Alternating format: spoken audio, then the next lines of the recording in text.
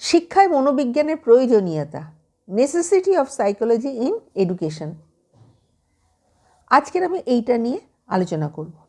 মনোবিজ্ঞানের সূত্রগুলো শিক্ষাক্ষেত্রে খুব গুরুত্বপূর্ণ ভূমিকা গ্রহণ করে। কোনো বিষয়বস্তু সম্বন্ধে পাণ্ডিত্যপূর্ণ জ্ঞান কিন্তু সব নয়। প্রাচীনপন্থী যারা, তারা পাণ্ডিত্য ও গ্রন্থ জ্ঞানের উপর বেশি গুরুত্ব দিতেন, অর্থাৎ বিষয়বস্তু সম্বন্ধে জ্ঞানের গভীরতাকে যথার্থ শিক্ষার মাপকাঠি হিসাবে ধরা হতো। মানে যার যত জ্ঞান রয়েছে সেই তারই তত শিক্ষা রয়েছে, তার সেই তত দামি, তাকেই তত বেশি গুরুত্ব দেওয়া হতো। অর্থাৎ যার যত জ্ঞান রয়েছে তার তত গুরুত্ব বেশি, একটা সময় এইটা বিচার করা হতো। আর শিক্ষাকে আমরা তিনটে দিক থেকে বিবেচনা করি। নাম্বার 1, শিক্ষার লক্ষ্য, এইমস অফ এডুকেশন। নাম্বার 2, শিক্ষার বিষয়বস্তু, subject matter of education. Number 3, শিক্ষার পদ্ধতি, মেথডস অফ টিচিং। শিক্ষার লক্ষ্য কী হওয়া উচিত এ সম্পর্কে শিক্ষাতত্ত্ব বা শিক্ষা দর্শন আলোচনা করে। শিক্ষার লক্ষ্য স্থির করা শিক্ষাতত্ত্বের একমাত্র সমস্যা নয়, তাকে বাস্তবে প্রয়োগ করা তার অন্যতম উদ্দেশ্য। এই ব্যাপারে একমাত্র সহায়ক শিক্ষা মনোবিজ্ঞান। এছাড়া দার্শনিক চিন্তাপ্রসূত আদর্শগুলো মানব মনের মৌলিক নীতিকে লঙ্ঘন করে কিনা এইসব মনোবিজ্ঞানী স্থির করে। সুতরাং কতগুলো নিয়মের মধ্য দিয়ে চলতে হয়, এবং সেই নিয়মগুলো যদি লঙ্ঘন করে তাহলে কিন্তু শিক্ষা ব্যবস্থারও ত্রুটি দেখা দেয়। এখানে আমি একটা এক্সাম্পলের সাহায্যে বলবো। প্রাচীন ইউরোপে বিশ্বাস করা হতো যে পাপ থেকে আমাদের জন্ম হয়েছে, অতএব শিক্ষার উদ্দেশ্য হবে পাপমোচন। তাই মানব শিশুকে শাসন করা, রূঢ় ব্যবহার করা, এবং সে যদি শিখতে না চায় তাহলে তাকে জোর করে শেখানো, এই সব ধরনের বিভিন্ন রকম রূঢ় বিশৃঙ্খল ব্যবস্থা কিন্তু একটা সময় ছিল। আচ্ছা, মনোবিজ্ঞানে দেখা যায় যে মানসিক গতি এবং প্রকৃতি বিরোধী বক্তব্যকে বাতিল করে দিয়েছে। নানা দিক থেকে মনোবিজ্ঞানের গবেষণা আজ শিক্ষাকে সার্থক, আয়াসীন, প্রাণবন্ত এবং কার্যকরী করে তোলার চেষ্টা করেছে।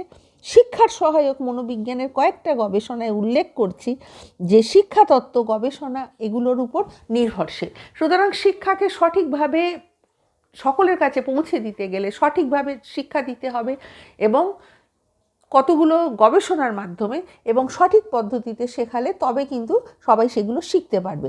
তা এইগুলো আমি পরপর এক একটা করে বলবো। নাম্বার 1, ব্যক্তিগত বৈষম্য নীতি, প্রিন্সিপাল অফ ইন্ডিভিজুয়াল ডিফারেন্স। গতানুগতিক শিক্ষা ব্যবস্থায় শিক্ষার্থীর দৈহিক এবং মানসিক পার্থক্যের কোনো বিবেচনা করা হতো না। গ্রহণ ক্ষমতা, আবেগ, আগ্রহ এসব দিক দিয়ে বিভিন্ন শিশুদের মধ্যে রয়েছে প্রকৃতিগত বৈষম্য, আর সেই বৈষম্য অনুযায়ী শিক্ষাকে আজ ব্যক্তিমুখী অর্থাৎ ইন্ডিভিজুয়াল করে তোলার চেষ্টা করা হচ্ছে। সুতরাং দেখা যায় যে সবাইকে একই রকমভাবে যেটা শেখানো হতো একটা সময়, কিন্তু এখন দেখা যায় যে যে যেরকমভাবে নিতে পারছে, যার ক্ষমতা, যার ক্যাপাসিটি যতটুকু রয়েছে, তাকে কিন্তু সেই সঠিক পদ্ধতিতে শিক্ষাদান করলে দেখা যায় যে শিক্ষাটা সঠিকভাবে হচ্ছে, এবং সেই যেটার উপযুক্ত তাকে যদি সেইভাবে শিক্ষাদান করা হয় তাহলে কিন্তু দেখা যায় যে সেটা কিন্তু আরও উন্নতির দিকে ধাবিত হয় বা অগ্রগতি সেটা আরও বৃদ্ধিপ্রাপ্ত হয়। নাম্বার 2, শিক্ষণের নিয়মাবলী, প্রিন্সিপাল অফ লার্নিং। আধুনিক মনোবিজ্ঞান দেখিয়েছে শিক্ষার বিভিন্ন বস্তুর প্রকৃতি অনুযায়ী বিভিন্ন শিক্ষা পদ্ধতির মাধ্যমে আমরা শিক্ষা লাভ করি। গতানুগতিক শিক্ষায় আমাদের ধারণা ছিল বক্তৃতার দ্বারাই সব কিছু শিক্ষা দেওয়া যেতে পারে, কিন্তু বর্তমান শিক্ষাতত্ত্বে দেখা যাচ্ছে যে শিক্ষাদানের একটা পূর্ব শর্ত হলো শিক্ষণের নিয়মাবলী জানা। কাকে কিভাবে শেখাতে হবে, কাউকে বক্তৃতার দ্বারা শেখাতে হবে, কাউকে লিখে শেখাতে হবে, কাউকে বুঝিয়ে শেখাতে হবে। এই যে নিয়মাবলী রয়েছে, এই নিয়মাবলী আমরা যদি মেনে চলি এবং সেইভাবে যদি শেখাই তাহলে দেখা যায় যে শিক্ষার ব্যবস্থার উন্নতির জন্য কিন্তু যাকে শেখানো হচ্ছে সে কিন্তু সেটা খুব তাড়াতাড়ি বুঝতে পারছে, এবং এতে আরও অগ্রগতি বেশি হচ্ছে। নাম্বার 3, ব্যক্তির ক্রমবিকাশের নিয়ম, ডেভেলপিং অফ জেনেটিক মেথড। শিক্ষা ব্যক্তির জীবন বিকাশের সঙ্গে সমার্থক, আর ব্যক্তির জীবন বিকাশের বিভিন্ন স্তর রয়েছে, অর্থাৎ বিভিন্ন স্টেজ রয়েছে। শিক্ষা এই বিভিন্ন স্তরের অনুগামী হবে। আমরা যদি শিশুর মধ্যে পরিণত মানুষের বুদ্ধিশীলতা আশা করি এবং সেইভাবে যদি তাকে শিক্ষাদান করি তাহলে সেটা ব্যর্থ হবে। সুতরাং শিশুর শৈশব স্তরের শিক্ষাকে সেই ইন্দ্রিয় অনুশীলনের মাধ্যমে তাকে সেইভাবে শিক্ষা দিতে হবে এবং যেরকম বয়স ঠিক সেই অনুযায়ী তাকে শিক্ষা দিতে হবে, তাহলে সেটাই হবে সঠিক। নাম্বার 4, বুদ্ধির প্রকৃতি এবং পরিমাপ, nature and measurement of intelligence. শিশুর শিক্ষা গ্রহণ নির্ভর করে তার বুদ্ধির উপর। সুতরাং শিক্ষাদানকালে বুদ্ধির প্রকৃতি পরিমাপ আমাদের জানা দরকার। শিক্ষার্থীর শিক্ষা গ্রহণের তার যে তীব্রতা বা তার যে ক্ষিপ্রতা রয়েছে, অর্থাৎ তার যে ক্যাপাসিটি রয়েছে, তার বুদ্ধির পরিমাপের উপর নির্ভরশীল। আধুনিক মনোবিজ্ঞানের গবেষণা বুদ্ধির প্রকৃতি এবং পরিমাপ সম্বন্ধে অনেক তথ্য আমাদের উপহার দিয়েছে। আর এই সব তথ্য অবলম্বন করে বুদ্ধি পরিমাপের নানা পন্থা যন্ত্র আবিষ্কৃত হয়েছে। প্রত্যেক শিক্ষকের শিক্ষাদানের জন্য এগুলো সম্বন্ধে অবশ্যই অবহিত হওয়া দরকার। যেভাবে বর্তমান সমাজ ব্যবস্থা, বর্তমান যন্ত্রপাতি, বর্তমান নিয়ম, সেই অনুযায়ী যদি শিক্ষক শিক্ষাদান করে তাহলে দেখা যায় যে সঠিক পদ্ধতিতে সুন্দরভাবে শিক্ষা হচ্ছে এবং অগ্রগতি হচ্ছে। নাম্বার 5, সহজাত প্রবৃত্তি, যেটাকে ইংলিশে বলা হয় ইনস্টিংক্ট, প্রক্ষোভ, ইমোশন, বংশধারা, হেরিডিটি এবং পরিবেশ, এনভায়রনমেন্ট। এইগুলো দেখা যায়, এগুলো সবসময় আমাদের শিক্ষার উপর বিশেষভাবে প্রভাব বিস্তার করে। শিক্ষা অনেকাংশে ব্যক্তির সহজাত প্রবৃত্তি, প্রক্ষোভ, বংশধারা এবং পরিবেশ দ্বারা নিয়ন্ত্রিত হয়। অর্থাৎ শিক্ষা শুধু একদিক থেকে ব্যক্তির উপর প্রতিক্রিয়া করে না, ব্যক্তির প্রক্ষোভ, প্রকৃতি, পরিবেশ, বংশধারা ইত্যাদিও শিক্ষার উপর বিশেষভাবে প্রভাবিত করে। আধুনিক মনোবিজ্ঞান এই সব তথ্য আলোচনার দ্বারা শিক্ষার পথকে সার্থক এবং সঠিক করে তুলেছে। নাম্বার 6, মনোবিজ্ঞান সম্মত পরিমাপ পদ্ধতি, সাইকোলজিক্যাল টেস্টিং।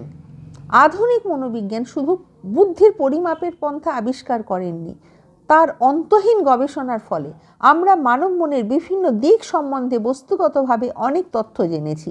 শিক্ষার্থীর শিক্ষা গ্রহণে কতটুকু সার্থকতা লাভ করলো, অর্থাৎ তার শিক্ষা গ্রহণ সফল হলো কি না, এইসব পরিমাপ করার ব্যবস্থা করেছে আধুনিক মনোবিজ্ঞান। একে বলা হয় লব্ধ শিক্ষার পরীক্ষা, অর্থাৎ যেটাকে ইংলিশে বলা হচ্ছে এডুকেশনাল টেস্টিং। এই এডুকেশনাল টেস্টিংয়ের দ্বারা কিন্তু শিক্ষা দিলে তাহলে সে কতটা শিক্ষা পেয়েছে এবং শিক্ষাটা তার কিন্তু সঠিকভাবে হয়ে থাকে। এছাড়াও দেখা যায় শিক্ষার্থীর ব্যক্তিসত্তার লক্ষণ, আগ্রহ, প্রবণতা ইত্যাদি মনোবিজ্ঞান সম্মত উপায়ে পরিমাপ করা যায়। এই সব গবেষণা কেবলমাত্র শিক্ষার্থীর জীবনের বিভিন্ন দ্বার খুলে দেয়নি, শিক্ষকের কাছে উদ্ঘাটিত করেছে শিক্ষার নতুন দিগন্ত। এই সব বিষয় ছাড়াও শিক্ষার সহায়ক বিভিন্ন মানসিক প্রক্রিয়ার আলোচনা করে মনোবিজ্ঞান শিক্ষাকে আরও সহজ করে তুলেছে। মনোযোগ দেওয়া, যেটাকে বলা হচ্ছে অ্যাটেন্ডিং, মনে রাখা, রিমেম্বারিং, ভুলে যাওয়া, ফরগেটিং প্রভৃতি মানসিক প্রক্রিয়া এবং নানা আচরণগত সমস্যার, যেটাকে বলা হচ্ছে বিহেভিয়ার প্রবলেমস, এর যে গতি প্রকৃতি আলোচনার দ্বারাও মনোবিজ্ঞান শিক্ষা স্তরের পরম সহায়ক হয়ে উঠেছে। তাহলে উপসংহারে এগুলো বলা যায় যে এখানে বলা হচ্ছে যে আরও একটা বিষয় উল্লেখ করা প্রয়োজন, শিক্ষার সহায়ক রূপে শিক্ষা মনোবিজ্ঞান একক হিসাবে কাজ করে না। মনোবিজ্ঞানের অন্যান্য শাখাগুলো শিক্ষাকে মনোবিজ্ঞান সম্মত করে তুলতে সহায়তা করেছে। শিশু মনোবিজ্ঞান, যেটা হচ্ছে চাইল্ড সাইকোলজি, শিক্ষাতত্ত্বে যে গুরুত্বপূর্ণ আন্দোলন সৃষ্টি করেছে, তার ফলস্বরূপ শিশুকেন্দ্রিক শিক্ষার আবির্ভাব হয়েছে। তাছাড়া পরীক্ষণমূলক মনোবিজ্ঞান, যেটাকে ইংলিশে বলা হয় এক্সপেরিমেন্টাল সাইকোলজি, প্রয়োগমূলক মনোবিজ্ঞান, অ্যাপ্লাইড সাইকোলজি, চিকিৎসামূলক মনোবিজ্ঞান, ক্লিনিক্যাল সাইকোলজি প্রভৃতি শিক্ষা মনোবিজ্ঞানের পরম সহায়ক এবং শিক্ষা পদ্ধতিকে সংগঠিত ও সার্থক করে তুলতে এদের দান অনস্বীকার্য। সুতরাং শুধু খালি একটা মনোবিজ্ঞান যে একরকমভাবে তৈরি হয়েছে সেটা নয়, এই যে বিভিন্ন রকম মনোবিজ্ঞান, এইগুলো বিভিন্নভাবে এক একটা দিক নিয়ে আলোচনা করে মানুষের জীবনকে আরও অগ্রগতির দিকে আরও এগিয়ে চলেছে। আমার ভিডিও তোমাদের ভালো লাগলে লাইক, কমেন্ট, শেয়ার এবং সাবস্ক্রাইব করতে ভুলো না। নেক্সট টাইম আমি আরও একটা নতুন ভিডিও নিয়ে তোমাদের সামনে উপস্থিত হব।